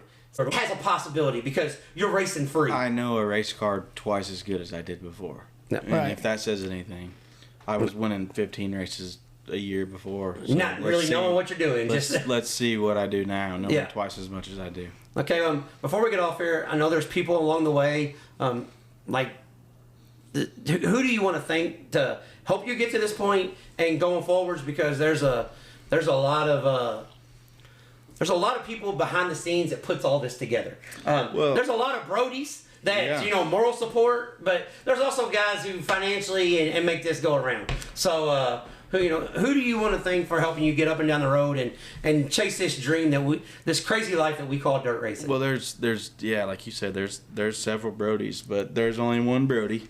I got my buddy Brody here that helps me. He does a lot for me. If I need him, he's there for me. So appreciate him. My dad, my grandpa, they're probably my two biggest supporters. I want to thank them a bunch. I've had several sponsors that have been behind my back for a lot of years. They continued to be behind my back through this transition from the late model to the modified, and I thank them. Just a lot of people, and if I could run through and just give my whole list of everybody, that would. However you want to do it, man. That'd be This is great. your world. We're just living in it. Ramon Trucking and Excavating out of Bloomington. He's been with me for several years. He's been a big supporter of mine. A new sponsor of mine this year, Extreme Structures out of Bedford. He decided to come on board and help me out, and we appreciate him a bunch. He's helped us a bunch. Perfection Cleaning, my grandparents, they do a lot for me. Probably wouldn't be where I was at if it wasn't for them. So, Shipley Drywall out of Bloomington, Pritchett Brothers Roofing and Exteriors here out of Bloomington, big help to us this year. Cox and Kimball Insurance out of Bedford, Sunset Hill Fence Company here from Bloomington, Camelot Realty, that's my grandma's company. She does some realty business on the side. BW Auto Mart out of Bedford, God's Tree Service here in Bloomington, Lee's Tire and 4x4. Good buddy of mine. He's helped me a lot. Yeah. Giving me stuff if I need it, vice versa. So, Durabuilt Performance out of Monrovia, they hook me up with all my tires, fuel, parts, anything I need, like that. Big thanks to them.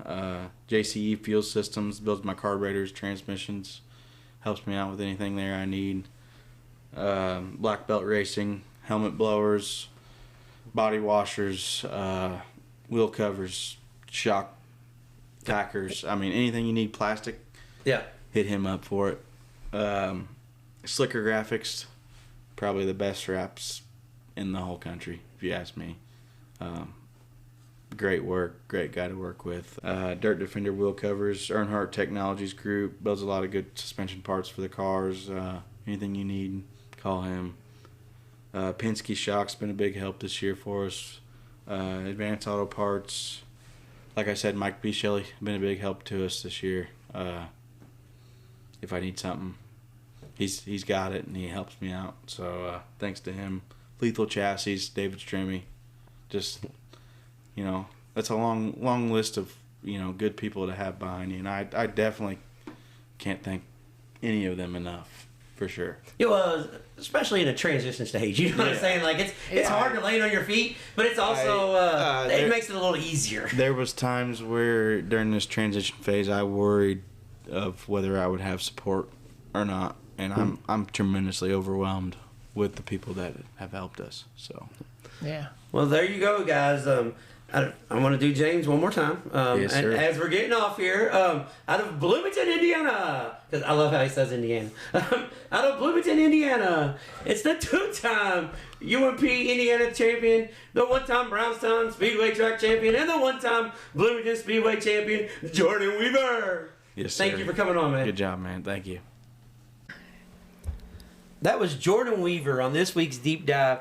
Jordan Wever Flash he's a pretty cool kid. Yeah. It says a lot for a kid that, you know, dreamed his whole life about racing late models, and then be like, you know what? This was fun. This is cool, but this is really hard to do at the level I'm trying to do it at. So I'm just going to go run the modified. Yeah. That says a lot about a kid's character right there. Yeah. I mean, if you don't think you're ready for it, or, you know, it just I've been in those situations before where it's really hard to run, you know, out of your means sometimes. Well, I'd rather win than run a higher level. You know what I mean? That's just the way. Well, one thing I liked about it, he said, I got humbled. Yeah. I didn't have the success I wanted to. He thought he was just going to set the world on fire. But when you look back at his couple years in the late model, it was a pretty solid year. Oh, yeah. I mean, he made some Lucas Oil races. It was a very solid year. Got some wins in the late model and, you know, competed at a high level. So it wasn't that it was unsuccessful. But, he come from winning 20, 25 mod races a year to, okay, if I do good, I'm going to make the feature tonight. And that takes a lot for a kid to say, because everybody's dream, he even said it, everybody's dream is, I'm going to run the late models and I'm going to do this for a living. Right. And a lot of kids, especially his age, wouldn't be like, this isn't working out for me. I'm going to go do something else. Yeah. A lot of kids are like, hell no, I'm a late model racer now. I'm racing this car. I've gained some respect for Jordan Wever. He's got 2 little kids, and he's going to slow down a little bit, but enjoy the time with the kids and go back to racing odds. I think that's pretty cool because it takes a lot for a kid to just say, all right, this didn't work out, especially when you're in your 20s. Yeah. Like when I was in my 20s, I couldn't say that. I would have been like, right. No, I would have ran that late model harder this week and tore more shit up. Yeah. That's what I would have done. Yeah. I wouldn't have been like, okay, because looking back on it, now, if I was in that same situation, I'd probably do what, Weaver and those guys. Yeah. I'm just going to go do this because it's less work, it's less stress, it's less pressure. Yeah. And I get to spend time with my family. I understand why he's doing it, and for all the people that that's talk shit because they're forever. He had the best of the best. I can tell you he's a kid that just gets up, goes to work, and spends his money on his race car. So, you can't hate on a kid for doing that. I'll just say that. For the fans that he has or don't have, Jordan Weaver's doing it Jordan Weaver's way. And yeah, it sounds like a pretty good buddy that helps him too. His buddy Brody, man, he's right there to do whatever he wants to do. Yeah, Brody's a cool cat. Yeah. Even though Brody... Yeah, screwed up the whole podcast. Yeah. Yeah, Brody tried to make it hard on us. Knocking shit over on the table and everything. Yeah. Weaver invites us in his house, and Brody's like, screw that, I'm going to knock stuff over. Yeah. Like, chill, Brody. But no, it was it was a good time. It was a real good time up there, and I'm pretty sure we were in Bloomington. So whatever hometown he wants to go by, I'm pretty sure we were in Bloomington. Yeah. He's about like Ethan Morrow, he claims a town, but you don't really see that much of the town. Yeah. but he was a few miles from Bloomington Speedway, so that's Bloomington, Indiana. Yeah. So we really appreciate Jordan Wever coming on and opening up and being so candid about the late model situation. Yeah. Even though I put him on the spot right off the bat. Right. That's what we do. Yeah, that's kind of. So if I reach out to you about coming on the show, just go ahead and know that your very first question is not going to be, how'd you get started in racing? Why are you racing? Yeah. The very first question is going to be the most uncomfortable shit you can talk about. So we can get that out of the way, okay? Now that I said that, we got people going to listen. And Jordan Weaver's people is going to be like, I ain't going on that damn show. So, but this week's upcoming events, before we get off here, starting off Wednesday, High Limit is going to one of the badass racetracks in the country, the Tulare Thunderbolt in Tulare, California. It's Wednesday night. It's going to be on Flow. I'm just going to go out on a record and say there'll probably be 45 sprint cars here. Yeah. Because that's right there in I guess that's Central California. I guess that's where Southern Cal and Northern Cal come together. But I'm really looking forward to this weekend's high limit swing because they're going to 3 pretty cool racetracks. So Yeah. you got Tulare Thunderbolt on Wednesday, and then Friday they calling it Bakersfield Speedway, but it's Kevin Harvick's Kern County. Right. They've done a slew of work, put up new catch fences, widened the racetrack, put up a new wall. I'm really looking forward to checking out Kern County Raceway. Bakersfield, Kevin Harvick, whatever the hell they're calling it now. Yeah. It's a 3rd mile speed plant. That's what we'll call Yeah. it. So we're looking forward to that. And then Saturday, the high limit is at there's another badass racetrack. Throw them over your shoulder, the Paragon Speedway. So you got wing sprint cars on Wednesday, Friday, and Saturday on Flow with the high limit. If you decide, let's say Friday, you're going to go to Atomic and check out the Lucas Oil late models. Yeah. By the time you get home, Yeah, it'd be just about time. it'd be feature time. Yeah. So I love when we get national tours on the West Coast. Yeah. I will say that. I absolutely love that because you can do other stuff, watch other races, go to the races, and then catch it on the drive home. Right. So, but yes, Lucas Oil is at Atomic on Friday, and Brownstown, Indiana, Saturday for the Indiana Icebreaker.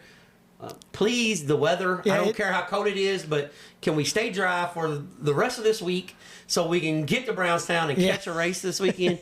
That would be absolutely not like. Yeah, I think the weather's supposed to be nice on Saturday too, so hopefully 68 or something for the high, so that might not be too bad then. I'm taking 38 if Yeah, it's dry. oh, yeah. I don't care. I'm going no matter what yeah, it is. if it's dry. I got a buddy here. Yeah, yeah. I got a buddy that's got a buddy here. That's right. So, but if it's dry, let's please get a race in Saturday, Brownstown Speedway for the Indiana Icebreaker. Both of those will be on Flow also if you can't make it out to the racetrack. And then Friday and Saturday, World of Outlaw late models. They stay in the south. They're at the Swainsboro Raceway.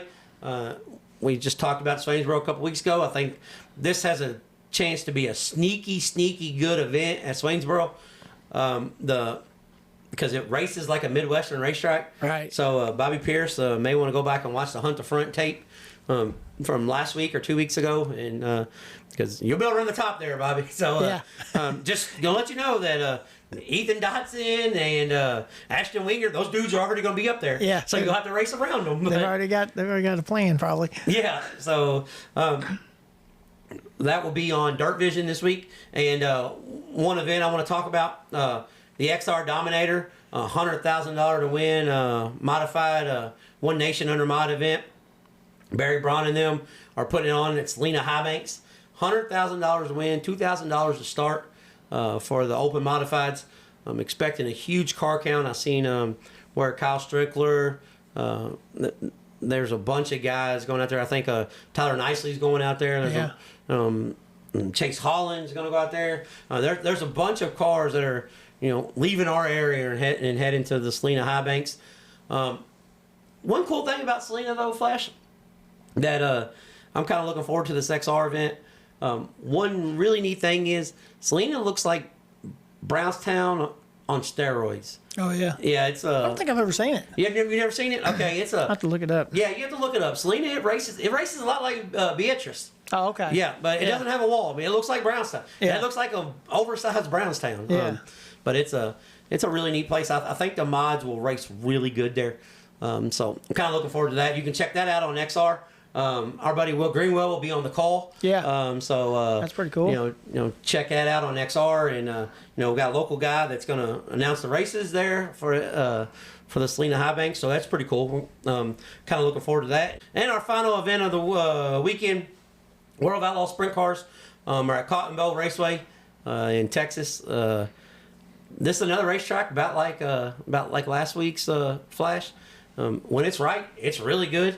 So one thing I can say about the World of Outlaw Sprint Cars, for all the shit they catch, if they go to a short track, they go to a good short track. Yeah. You know what I'm saying? They're when they come over here, they go to Hobstock. Yeah. Yeah. So so they're heading out to Cottonville Raceway. So looking for a big car count. We keep calling it Hobstock. I don't know if everybody knows it by that. It's Tri-State Speedway. Yeah.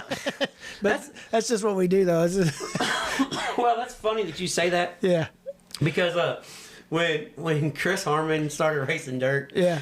With his son Ben, I'd say, all right, we'll go to Hopstein. He's like, all right, where's that at? I said, Tri-State. Why don't you say Tri-State? It's like, we'll go to Burnside this weekend. Where's that at? I said, Lake Cumberland Speedway. Why don't you say Lake Cumberland? He's like, every dirt track's got 2 damn names. Yeah. That's the way it is for us. Huh? Well, I said, well, hold on a second, man. You race a Sportsdrome. Yeah. It's the Jeffersonville Sportsdrome Speedway, located in Clarksville, but if you turn left, you're in New Albany, so I don't want to hear that shit. Yeah. But yeah, he's like, every dirt track's got 2 names. I said, well, that's just the way it is. So, that's it for this week's upcoming events. I know there's a lot of racetracks, especially in the South, Tennessee, Georgia, Alabama. Starting up now. Yeah, there's a lot of stuff. You can find something if the weather's decent. So get out, support your local racetracks.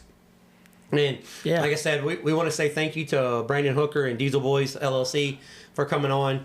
And thank you for Walt at Speed Decals for always being a supporter. And also thanks to Chris Harmon and Kentucky Clutch and Performance for always helping us out. Without those guys, this is be a little harder to do. Yeah, be just a little bit tougher to do. One last thing. Next week we are going to have an old racetrack segment again. Yeah. So and it's a good one. Yeah, for you guys that's been asking, we have a really good old racetrack segment. We've recorded this interview a couple weeks ago, and we're looking forward to it. Putting it out for you guys. Anything else before we get off here, Flash? I don't think so. Just spread the word about us. And no, we did it again. Guys, like, share, subscribe, comment, tell somebody. Yeah, we do not do any good at this. Yeah, you guys do better at this than we do. We forget to tell every.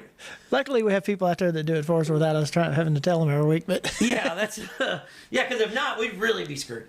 So, but until next time, we'll be trading sliders.